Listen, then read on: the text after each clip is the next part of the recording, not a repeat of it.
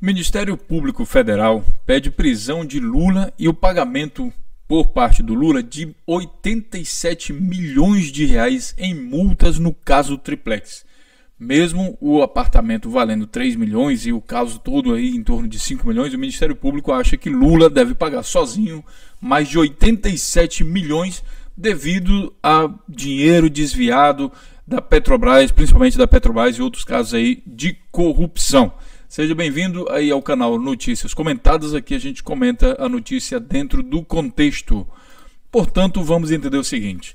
O Ministério Público Federal, apesar de não ter provas cabais e simplesmente convicções, baseado nessas convicções, e mesmo sem apresentar prova, e mesmo com duas consultorias independentes, tendo apresentado um relatório em que eles investigaram tudo que aconteceu na Petrobras, não encontrando envolvimento, inocentando o Lula, inclusive oficialmente, mandando isso para Sérgio Moro, mesmo com todas as testemunhas dizendo que o Lula não esteve envolvido em casos de corrupção, basicamente inocentando o Lula, tanto as testemunhas de acusação como algumas testemunhas também de defesa, mesmo não conseguindo enquadrar o Lula e encontrar nenhuma contradição aí no que o Lula falou no seu depoimento, mesmo com tudo isso, o Ministério Público Federal mostrou aí para que veio e pediu a prisão de Lula, e é uma prisão que é diferenciada dos outros. Eles acham que o Lula deve pagar o dobro de tempo da prisão e pagar mais de 87 milhões. É uma espécie de prisão perpétua.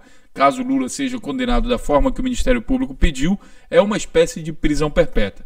Justamente no momento em que o Lula lidera as pesquisas, as intenções de volta para a presidência do Brasil. Então, a gente se pergunta uma coisa. Eu particularmente, Morpheus, Oráculo, nunca vi o Ministério Público Federal, aí na figura do Daltan Dallagnol e os outros procuradores, interessados em investigar os casos de corrupção em Furnas, envolvendo Aécio Neves, Eduardo Cunha, o próprio Michel Temer e toda essa cambada aí que está sendo presa, que está sendo flagrada na hora que eles estão caçando o Lula. Eles vão procurando o Lula e vão achando outras pessoas, e todas essas pessoas eles vão deixando para trás. Mesmo as pessoas envolvidas no próprio caso aqui do Triplex foram todas inocentadas. Pasmem. A juíza absolve Vacari e mais 11 em caso em que envolve Triplex no Guarujá. Léo Pinheiro também, o próprio da OAS, foi absolvido. A acusação do Ministério Público incluía Lula, mas trecho envolvendo petista foi encaminhado para Moro. A juíza considerou que havia alegações vagas. A juíza analisou o caso do Triplex. A juíza Maria Priscila Hernandes Veiga Oliveira, da 4ª Vara Criminal do Fórum da Barra Funda, em São Paulo, ela analisou todos os casos e disse, ó, isso aqui é um monte de besteira que vocês botaram aqui. Né? Vocês reuniram coisa aqui, o fulano ouviu dizer que o gato, que o cachorro, que o papagaio, que a vaca, e cadê a prova? É tudo uma alegação muito vaga. A gente não pode prender ninguém com base em alegação vaga. Não, olha, eu ouvi falar, isso parece coisa de fofoqueira. Sabe, o negócio do Ministério Público tá meio que parece que tá dando uma de fofoqueira. Eu ouvi falar que fulano disse, que tu disse, que não sei quem disse, que disse. E cadê a prova? Não tem prova. Aí a juíza Maria Priscila fez corretamente e disse, olha, não tem prova, Então, você está baseado em alegações vagas, eu vou soltar todo mundo. 11 pessoas do Ministério Público foram soltas. E aí fica desse jeito. E mesmo assim, o Ministério Público Federal vai agora e se presta ao papel de pedir a prisão de Lula e mais esse pagamento de 87 milhões. Procuradores apresentaram alegações finais e querem que ele e outros 6 réus sejam condenados pelos crimes de corrupção passiva, ativa e lavagem de dinheiro. E é interessante o seguinte, que o pessoal da OAS, que seria quem teria pago a propina, quem teria comprado o apartamento, o triplex, o sítio e o cachorro e as canoas e tudo mais, eles basicamente ficam inocentados. Quer dizer, quem faz parte do ato de corrupção, na lógica do Ministério Público Federal, fica inocentado. Realmente, só quem tem culpa é Lula. Só quem tem culpa é Lula. E aí, a notícia que sai aqui na Carta Capital, procuradores querem que regime fechado e multa de 87 milhões para Lula. Embora ex-presidente seja acusado de receber 3,7 milhões, alto valor baseia-se na tese que ele era o comandante do esquema da OAS. Sabe, essa coisa de comandante do esquema da OAS é muito engraçado, porque a gente vê a turma do PMDB, do PSDB, vendendo leis e emendas parlamentares, beneficiando empresas, gente envolvida em 23 milhões aí, o Serra aí no exterior, recebendo dinheiro no exterior, a JBS também dizendo que um monte de gente aí tem dinheiro. O próprio JBS também falou do Lula, que deu dinheiro pro Lula, mas a conta era dele mesmo. Quer dizer, eu dei dinheiro pro Lula, abri uma conta no meu nome e aí deu dinheiro pro Lula. Ele tinha cartão? Não, não tinha cartão. Ele tinha alguma coisa? Não, não tinha. Tava tudo no meu nome. Então, mas era do Lula. Como é isso, velho? É um negócio extremamente estranho. Como é que você... Existe uma vontade muito grande de pegar o Lula em algum processo de corrupção. Parece que o Lula meio que sabia disso, que isso poderia acontecer com ele. E pelo jeito, como não encontraram provas do seu crime, parece que ele decidiu se precaver e não participou de nada. Porque se tivesse participado, minha gente, sem brincadeira, já teriam pego aí em algum caso. Qualquer coisa que fosse. A verdade é que o Lula causou benefício a muita gente. Foram mais de 36 milhões de pessoas que saíram da miséria. Em qualquer casa do Brasil, de fora do Brasil, olha, tem muita gente que oferece o seu apartamento para o Lula ficar um final de semana, um mês, um ano, o tempo que ele quiser. O Lula tem casa aberta simplesmente na casa de muita gente. Imagina você aí que está me escutando. Se você liga para um amigo, para um parente, para não sei quem, e diz, posso passar o final de semana aí? Ele vai dizer o quê? Ele vai dizer que pode. Imagina um Lula que tirou muita gente da miséria, que fez muitos empresários ganhar muito dinheiro, mas que fez o Brasil desenvolver muito. O Lula fez muitos amigos. A aprovação dele final durante o governo dele foi de 87%. Foi recorde mundial de aprovação. Né?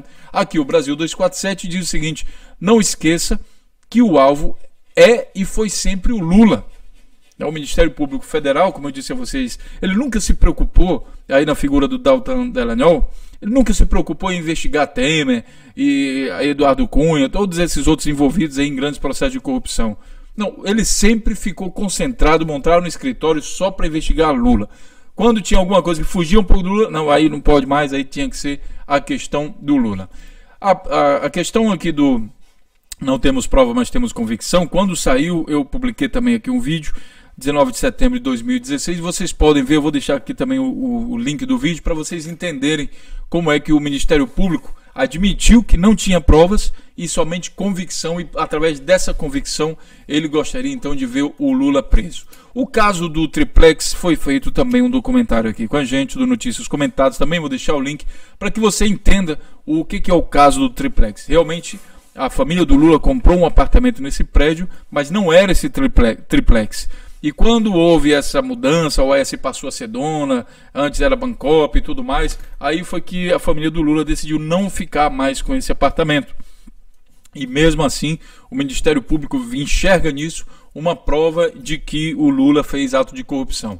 Do mais, para finalizar, temos aqui do site da época, eu poderia ter pego o site de esquerda, mas aí muita gente ia dizer assim, não, mas aí olha aí, isso é mentira, site de esquerda. Não, vamos pegar da direita e os mais brabos, os que mais perseguem mesmo o Lula, que é a Época e a Veja. E ele diz o seguinte, no dia 29 de maio de 2017, KPMG é uma empresa de consultoria, afirma não ter encontrado atos de corrupção de Lula na Petrobras entre 2007 e 2011. Foi o que concluiu a empresa após realizar auditorias contábeis. O ofício foi encaminhado ao juiz Sérgio Moro. Em ofício encaminhado a Sérgio Moro, a empresa de auditoria KPMG, auditores independentes, afirma não ter identificado em demonstrações contábeis atos envolvendo a participação do ex-presidente Lula na gestão da Petrobras que pudessem ser qualificados como representativo de corrupção ou configurar ato ilícito. O período de tempo analisado foi de 2006 a 2011.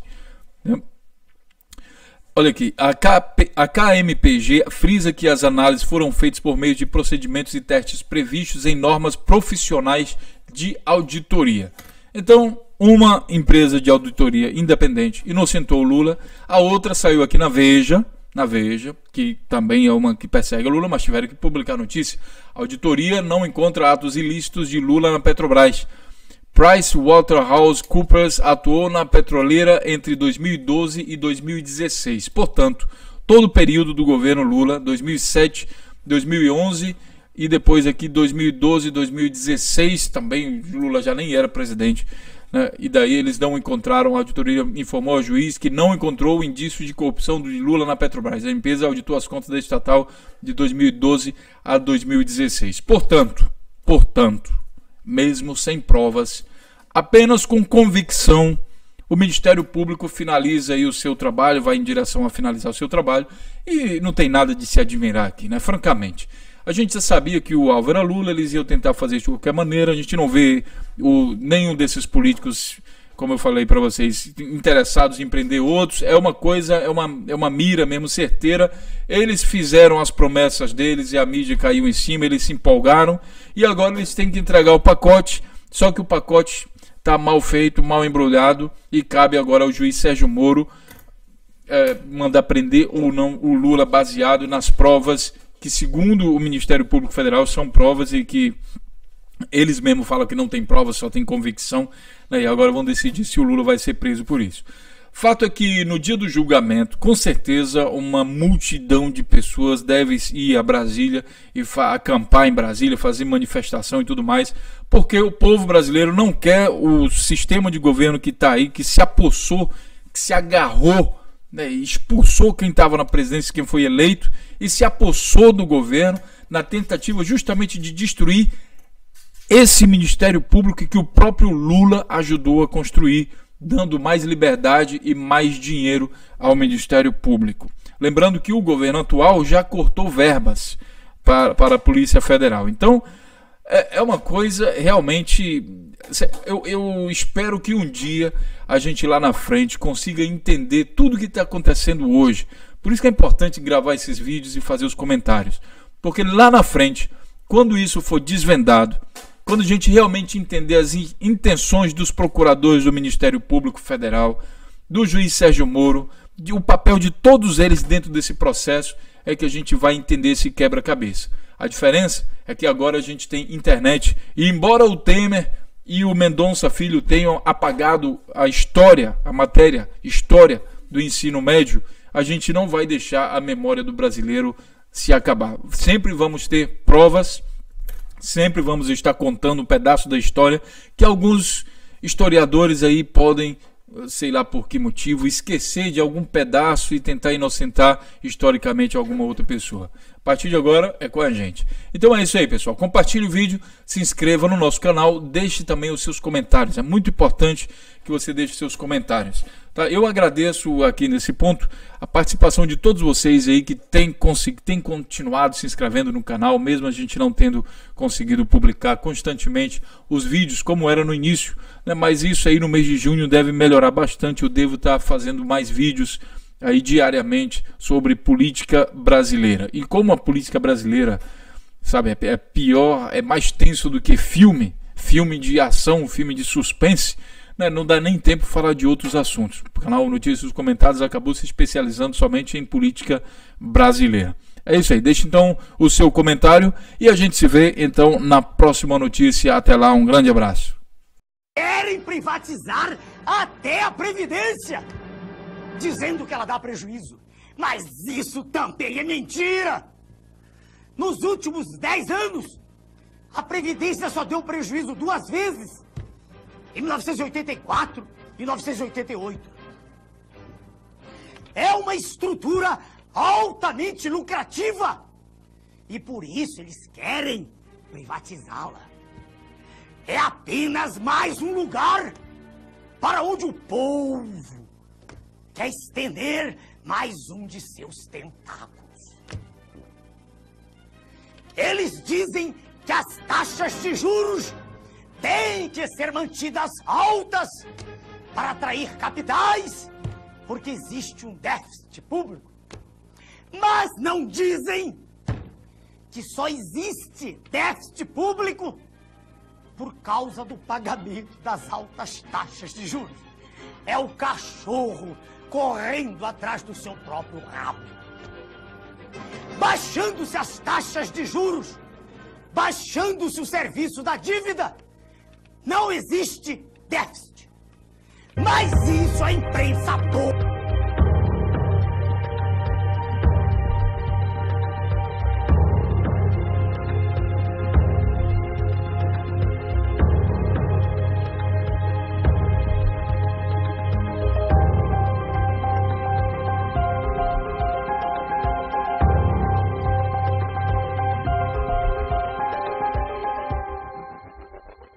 Existe em andamento um projeto maquiavélico de destruição do Estado brasileiro. Pretende-se entregar todo o patrimônio da nação, estatais, Banco do Brasil, bancos estaduais, subsolo, Amazônia, enfim, entregar tudo o que representa riqueza, riqueza verdadeira, para os donos do poder mundial. Dizem que isso é modernismo, que vamos ingressar no primeiro mundo, que o Estado deve ser o menor possível e que tudo que é estatal deve ser privatizado.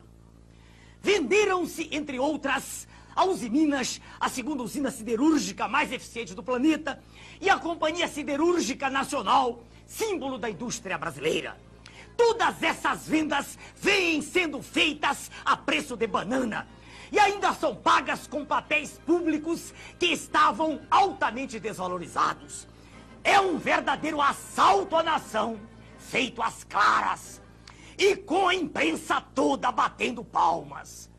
Com o dinheiro arrecadado das privatizações, diz o governo, estaremos diminuindo a dívida interna do Brasil. Mas o curioso é que se vai vendendo tudo e a dívida interna está aumentando. Em março de 94, a dívida mobiliária era de 50,5 bilhões de dólares. Em julho de 94, com a implantação do real, foi para 59,5 bilhões de dólares. E, em julho de 95, com um ano do Plano Real, ela já estava em 82,2 bilhões de dólares. Então, para que servem as privatizações? Privatizações são negociatas que servem para transferir o formidável patrimônio público para uma minoria privilegiada de representantes legítimos do sistema financeiro internacional. O governo, sob o comando do sistema financeiro internacional, estabelece juros da dívida interna tão extorsivos que vão exaurindo as finanças públicas e vão quebrando as indústrias, destruindo a agricultura, aumentando o desemprego e criando, como diz o professor Adriano Benayon, doutor em economia pela Universidade de Hamburgo, na Alemanha, criando, sim, uma verdadeira economia de cemitério. O que eles pretendem é a demolição do Estado. Destruído o Estado, segue-se o esfacelamento da nação, fazendo com que o povo não acredite em nada que é nacional, com que perca a sua autoestima e que tenha vergonha de ser brasileiro. Daí a propaganda gigantesca a favor do Estado mínimo, de desmoralização das Forças Armadas, que são o braço armado do povo, e de destruição da família, que é a célula básica da sociedade. É a anulação de todos os nossos valores morais, é o deboche institucionalizado. Mas a nação é o povo, com o seu território, com a sua história, os seus costumes e com a sua língua. Eles querem destruir nossa nação. Com a desculpa de modernidade, de entrar no primeiro mundo, o que estão fazendo é destruir a indústria nacional. Esta é a verdade sobre o projeto neoliberal, que a imprensa podre não mostra. É conduzir o nosso povo, qual manada de búfalos, para o precipício, para a escravidão. É como se fosse um gigantesco octopus, com seus tentáculos, sugando todas as nossas riquezas e drenando-as para os donos do mundo. É a perda definitiva da soberania nacional. Meu nome é Enéas.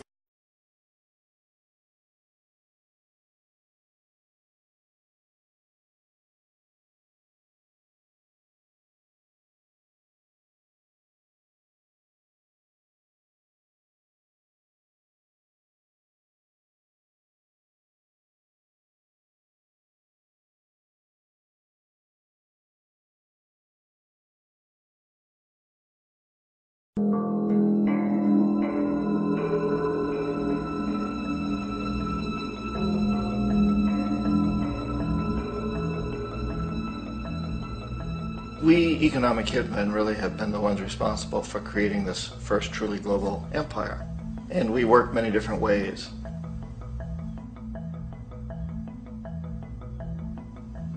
But perhaps the most common is that we will identify a country that has resources our corporations covet, like oil, and then arrange a huge loan to that country from the World Bank or one of its sister organizations.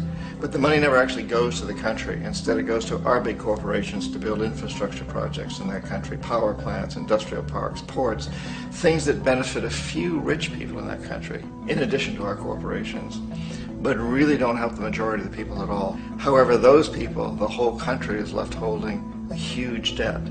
It's such a big debt they can't repay it, and that's part of the plan, that they can't repay it. And so at some point, we economic hitmen go back to them and say, listen, you owe us a lot of money, can't pay your debt, so sell your oil real cheap to our oil companies. Allow us to build a military base in your country, or send troops in support of ours to someplace in the world like Iraq, or vote with us on the next UN vote. To have their electric utility company privatized and their water and sewage system privatized and sold to U.S. corporations or other multinational corporations. So there was that whole mushrooming thing, and it's so typical of the way the IMF and the World Bank work, that you put a country in debt, it's such a big debt it can't pay it, and then you offer to refinance that debt and pay even more interest. And you demand this quid pro quo, which you call a conditionality or good governance, which means basically that they've got to sell off their resources, including many of their social services, their utility companies, their school systems sometimes, their penal systems, their insurance systems, to foreign corporations. So it's a double, triple, quadruple whammy. The precedent for economic hitmen really began back in the early 50s when democratically elected Mossadegh, who was elected in Iran. He was considered to be the hope for democracy in the Middle East and around the world. He was Time Magazine's Man of the Year. But one of the things that he'd run on and began to implement was the idea that foreign oil companies needed to pay the Iranian people a lot more for the oil that they were taking out of Iran. The Iranian people should benefit from their own oil. Strange policy. We didn't like that, of course. But we were afraid to do what we normally were doing, which was to send in the military. Instead, we sent in one CIA agent, Kermit Roosevelt, Teddy Roosevelt's relative. And Kermit went in with a few $1 million and was very, very effective and efficient. And in a short amount of time, he managed to get Mossadegh overthrown and brought in the Shah of Iran to replace him, who always was favorable to oil. And it was extremely effective. Mobs overflow Tehran. Army officers shout that Mossadegh has surrendered and his regime as virtual dictator of Iran is ended. Pictures of the Shah are paraded through the streets as sentiment reverses. The Shah is welcomed home. So back here in the United States, in Washington, people looked around and said, wow, that was easy and cheap. So this established a whole new way of manipulating countries, of creating empire. The only problem with Roosevelt was that he was a card-carrying CIA agent, and had he been caught, the ramifications could have been pretty serious. So very quickly at that point, the decision was made to use private consultants to channel the money through the World Bank or the IMF or one of the other such agencies, to bring in people like me who worked for private companies, so that if we got caught, there would be no governmental ramifications.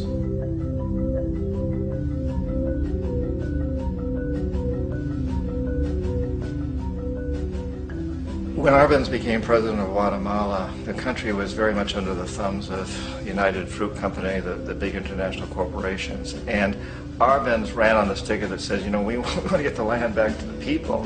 And once he took power, he was implementing policies that would do exactly that, give the land rights back to the people. United Fruit didn't like that very much. And so they hired a public relations firm, launched a huge campaign in the United States to convince the United States people, the citizens of the United States, and the press of the United States, and the Congress of the United States, that Arbenz was a Soviet puppet, and that if we allowed him to stay in power, the Soviets would have a foothold in this hemisphere. And that at that point in time was a huge fear on everybody's mind, the Red Terror, the Communist terror. And so, to make a long story short, out of this public relations campaign came a commitment on the part of the CIA and the military to take this man out. And in fact, we did. We sent in planes, we sent in soldiers, we sent in jackals, we sent everything in to take him out, and did take him out. And as soon as he was removed from office, the new guy that took over after him basically reinstated everything to the big international corporations, including United Fruit.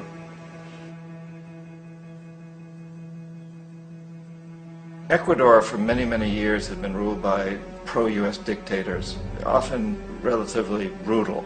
Then it was decided that they were going to have a truly democratic election. Jaime Roldos ran for office, and his main goal, he said, as president would be to make sure that Ecuador's resources were used to help the people. And he won, overwhelming, by more votes than anybody had ever won anything in Ecuador. And he began to implement these policies to make sure that the profits from oil went to help the people. Well, we didn't like that in the United States. I was sent down as one of several economic hitmen to change Roldos, to corrupt him, to bring him around, to let him know, you know, okay, you know, you can get very rich, you and your family, if you play our game, but if you continue to try to keep these policies you've promised, you're going to go. He wouldn't listen. He was assassinated. As soon as the plane crashed, the whole area was cordoned off. The only people allowed in were U.S. military from a nearby base and some of the Ecuadorian military. When an investigation was launched, two of the key witnesses died in car accidents before they had a chance to testify. A lot of very, very strange things that went on around the assassination of Jaime Roldos. I, like most people who've really looked at this case, have absolutely no doubt that it was an assassination. And of course, in my position as an economic hitman, I was always expecting something to happen to Jaime, whether it be a coup or assassination, I wasn't sure, but that he would be taken down because he was not being corrupted. He would not allow himself to be corrupted the way we wanted to corrupt him. Omar Torrijos, president of Panama, was, you know, one of my favorite people. I really, really liked him. He was very charismatic. He was a guy who really wanted to help his country. And when I tried to bribe him or corrupt him, he said, look, John, he called me Juanito. He said, look, Juanito, I don't need the money.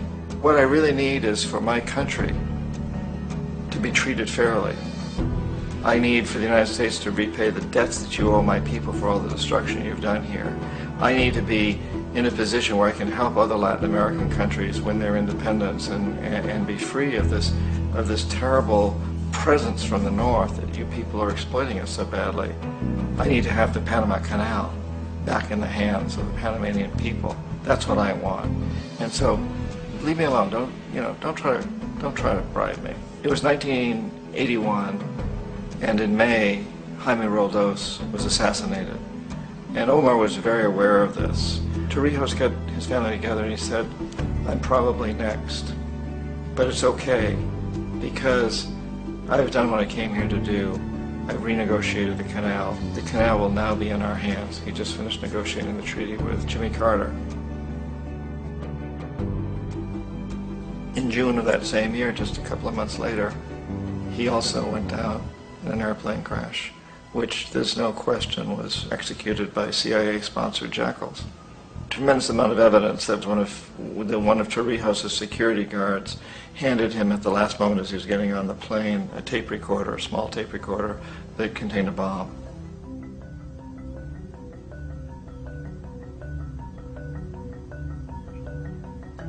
It is interesting to me how this system has continued pretty much the same way for years and years and years, except the economic hitmen have got better and better and better. Then we come up with, very recently, what happened in Venezuela. In 1998, Hugo Chavez gets elected president, following a long line of presidents who had been very corrupt and basically destroyed the economy of the country. And Chavez was elected amidst all that. Chavez stood up to the United States, and he's done it primarily demanding that Venezuelan oil be used to help the Venezuelan people. Well, we didn't like that in the United States. So in 2002, a coup was staged, which there's no question in my mind, and most other people's minds, that the CIA was behind that coup.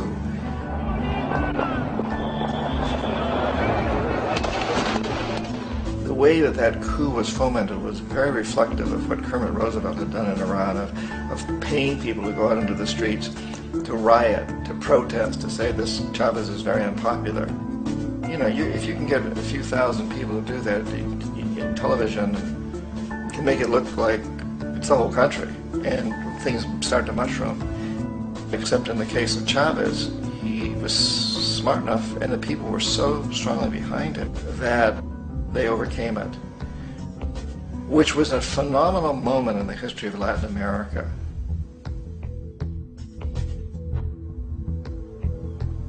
Iraq actually is a perfect example of the way the whole system works. So we economic hitmen are the first line of defense. We go in, we try to corrupt governments and get them to accept these huge loans, which we then use as leverage to basically own them. If we fail, as I failed in Panama with Omar Torrijos and in Ecuador with Jaime Roldos, men who refused to be corrupted, then the second line of defense is we send in the jackals. And the jackals either overthrow governments or they assassinate. And once that happens and a new government comes in, boy, it's going to toe the line because the new president knows what will happen if he doesn't. In the case of Iraq, both of those things failed. Economic hitmen were not able to get through to Saddam Hussein. We tried very hard. We tried to get him to accept a deal very similar to what the House of Saud had accepted in Saudi Arabia, but he wouldn't accept it. And so the jackals went in to take him out. They couldn't do it. His security was very good. After all, he had one time worked for the CIA. He'd been hired to assassinate a former president of Iraq and failed, but he knew the system. So in '91, we send in the troops and we take out the Iraqi military. So we assume at that point that Saddam Hussein is going to come around. We could have taken him out, of course, at that time, but we didn't want to. He's the kind of strong man we like. He controls his people. We thought he could control the Kurds and keep the Iranians in their border and keep pumping oil for us. And that once we took out his military, now he's going to come around. So the economic hitmen go back in the 90s without success. If they'd had success, he'd still be running the country. We'd be selling him all the fighter jets he wants and everything else he wants. But they couldn't. They didn't have success. The jackals couldn't take him out again. So we sent the military in once again, and this time we did the complete job and took him out, and in the process created for ourselves some very, very lucrative construction deals. We had to reconstruct a country that we'd essentially destroyed, which is a pretty good deal if you own construction companies, big ones. So, you know, Iraq shows the three stages. The economic hitmen failed there, the jackals failed there, and as a final measure, the military goes in. And in that way, we've really created an empire, but we've done it very, very subtly. It's clandestine. All the empires of the past were built on the military, and everybody knew they were building them. So the British knew they were building them, the French, the Germans, the Romans, the Greeks, and they were proud of it. And they always had some excuse, like spreading civilization, spreading some religion, something like that. But they knew they were doing it. We don't. The majority of the people in the United States have no idea that we're living off the benefits of a clandestine empire, that today there's more slavery in the world than ever before. And then you have to ask yourself, well, if it's an empire, then who's the emperor? Obviously, our presidents of the United States are not emperors. An emperor is someone who's not elected, doesn't serve a limited term, and doesn't report to anyone, essentially. So you can't classify our presidents that way. But we do have what I consider to be the equivalent of the emperor, and it's what I call the corporatocracy. The corporatocracy is this group of individuals who run our biggest corporations, and they really act as the emperor of this empire. They control our media, either through direct ownership or advertising. They control most of our politicians because they finance their campaigns, either through their corporations or through personal contributions that come out of the corporations. They're not elected, they don't serve a limited term, they don't report to anybody. And at the very top of the corporatocracy, you really can't tell whether a person's working for a private corporation or the government because they're always moving back and forth. So, you've got a guy who one moment is the president of a big construction company like Halliburton, and the next moment he's vice president of the United States, or the president who is in the oil business. And this is true whether you've got Democrats or Republicans in the office. You have to moving back and forth through the revolving door. And in a way, our government is invisible a lot of the time, and its policies are carried out by our corporations on one level or another. And then again, the policies of the government are basically forged by the corporatocracy and then presented to the government. They become government policy. So it's an incredibly cozy relationship. This isn't a conspiracy theory type of thing. These people don't have to get together and plot to do things. They all basically work under one primary assumption, and that is that they must maximize profits regardless of the social and environmental costs.